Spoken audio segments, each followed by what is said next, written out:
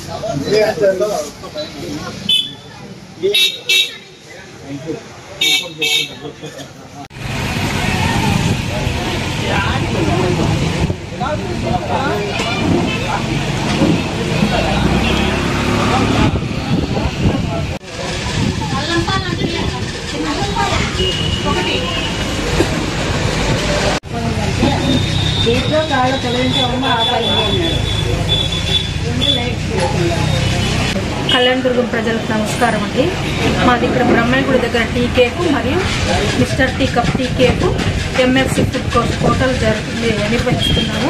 నిన్న మధ్యాహ్నం ఒక గుర్తు తెలియని వ్యక్తి వచ్చి బాగా దర్జాగా ఉన్నాడు. అతను ఒక ఎంప్లాయీ లాగా ఉన్నాడు చూడడానికి. ఇలాంటి ఫేక్ నోట్ ఇచ్చి నిన్న సిగరెట్లు తీసుకుని చేంజ్ కూడా తీసుకొని వెళ్ళారు.